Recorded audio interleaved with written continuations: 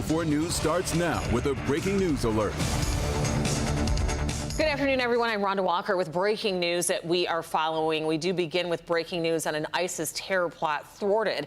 That has happened here in the Warren area. Take a look. According to federal agents, 19-year-old Amar Abdul Majid Mohammed Saeed from Melvindale is under arrest for allegedly planning a mass shooting at the TACOM military base in Warren. The attack was supposed to happen yesterday. That base is located right near Mound Road, just east of 11 Mile. Saeed, who formerly served with the Michigan Army National Guard, reportedly shared his plan with undercover officers. The plan included using armor-piercing ammunition and Molotov cocktails, flying his drone over TACOM to conduct operational surveillance. He also allegedly planned numerous details of the attack, including how to enter the facility and which building to target.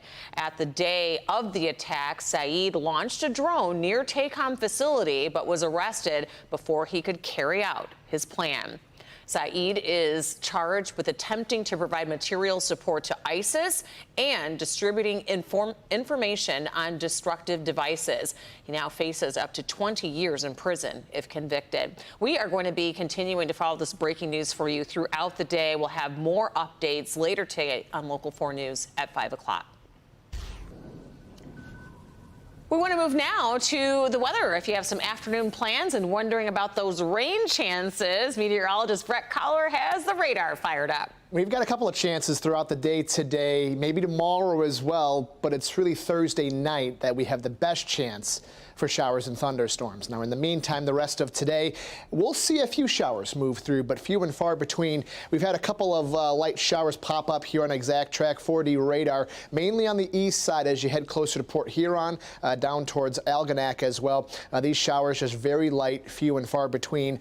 Most of us are dry. That, though, will change here today as a few more will develop, perhaps a rumble of thunder or two. Mid to upper 60s right now, on our way into the low to mid 70s this afternoon. But we're still under the influence of this area of low pressure that's spinning nearby, and that's why we have the chance for a shower, maybe a rumble of thunder later on today. Now, the Tigers are hosting once again, so we'll keep that shower chance with us, but temperatures are mild, 70s to start, 60s to end. Like I mentioned, though, better chance for thunderstorms later tomorrow night. We'll talk about that and time it out for you in just a bit.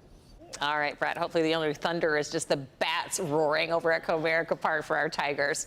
A Michigan judge is striking down the state's 24-hour abortion waiting period. The judge says that this conflicts with a voter-approved amendment that guarantees abortion rights in the state constitution. The judge also overturned regulations that required fetal development charts and information about alternatives, calling them coercive and stigmatizing. She also stopped a rule that only doctors can perform abortions, opening the door for other health professionals. Governor Gretchen Whitmer is calling the decision a win for reproductive freedom in the state. The U.S. and China are cooling off their trade wars and pressing pause on tariffs from Chinese businesses that you may shop, like Temu and Shein. They are also still paying some of the tariff, but how much depends on actually who is delivering the merchandise. Nick Monticelli joins us now from the Amazon facility in Shelby Township to explain. Good afternoon. It's kind of a complicated matrix of how all these numbers are coming out, but at least for those lower end goods, things that are under $800, things that you might be buying at Amazon or Temu or Shein, those have different tariffs, again, depending on who is actually taking them to your door. If you're an online shopper, especially on sites like Shein or Temu, the 90-day pause on tariff hikes is great news for you. In fact, overnight, Shein posted this great news message, presumably tied to the tariff hike pause. There is a difference, though, between tariffs on large goods and small goods costing $800. For those items, there was a tariff exemption that went away and was set to go up to 120%. Now, this 90-day deal has the tariff at 54% if the goods are shipped through the U.S. Postal Service and 30% if coming by commercial carriers like FedEx or UPS. Still a significant tariff. That'll impact things like Temu and even some Amazon purchases as well. But how those goods get to Amazon will determine the tariff charged and eventually what additional costs get passed on to you. Some manufacturers, like Basic Joy, a toy maker in Florida, rely on Chinese goods to make their toys, and they say the Christmas season might not cost as much as it was going to. Doesn't mean that it won't cost us some profit to try to absorb some of it. Doesn't mean the prices won't go up for the consumer, but it will mean that the flow of products, whether it's back to school merchandise, Halloween merchandise, or toys and gifts for the holidays, Christmas holidays, that merchandise will start to flow. But there is still the question of what happens after this 90-day pause.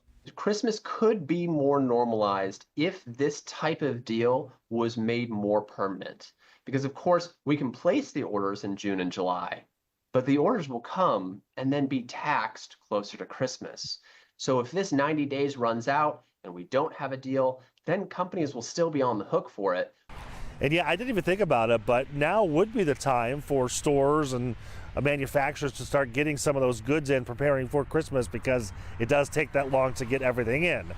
We're already there at this point in the mid-month of May. Also, again, this 90-day pause, we don't know what's going to happen. So as for right now, if you do like shopping at those discount sites, now'd be the time to do some of that shopping. We're in Shelby Township. Nick Bonicelli, Local 4. All right, Nick, thank you. New at noon, a wrong-way driver pleads no contest to murder after a deadly crash that killed a Farmington Hills couple. That crash happened on the Lodge Freeway in January of 2024. Anuel Melendez Ortiz was fleeing police in a stolen truck when he hit Jen and Ryan Ambrosio, who were on their way home from a date night. The couple was pronounced dead at the scene. Melendez Ortiz faces 10 charges related to the case.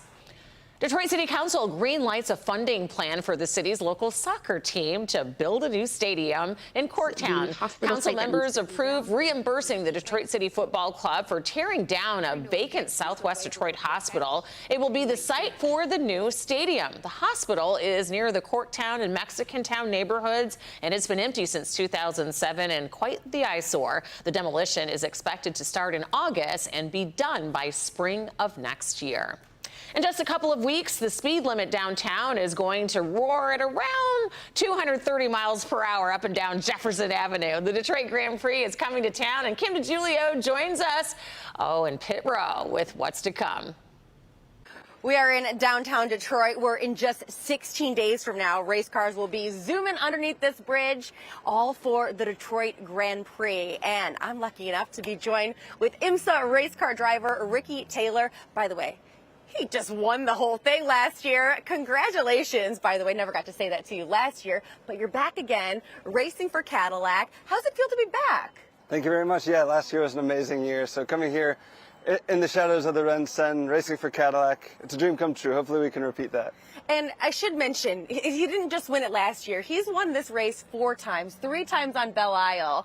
So you really have the perspective of the difference of racing on Belle Isle versus here in downtown Detroit. What's it like racing on these streets? It's unlike anywhere else in the world. Obviously, it's bumpy. It's the streets of Detroit, but that's what makes it special. I think you have to learn the ways around the bumps and how to set up the car to perform here. It's such a demanding racetrack here on the streets of Detroit versus Belle Isle. It's extremely fast going down the back straight. There's lots of really good overtaking.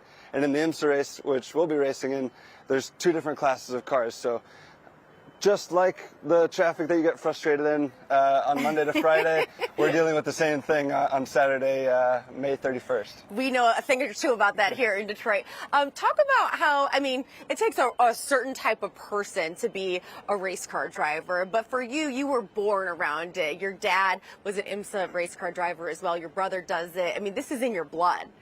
Yeah, we couldn't really get away from it. That's what we grew up around. The family business was motor racing. So we've been in GM since my dad moved to America in 1991. So it's just amazing to be here and share that with your family. Win or lose, either everybody's happy or everybody's sad. And we all do it together. So we're really lucky. But when we come to Detroit, being with that long family history with GM, we feel a little bit extra pressure. I was going to ask you, do you feel pressure with the fact that you won it last year? Do you have to deliver again? Because I hope you do. Yeah, people forget really quickly. Yeah. It was a really cool way to win our first time coming to the streets of Detroit versus Belle Isle, to come to this really unique track where you got this double-sided pit lane where the cars are all merging together into one.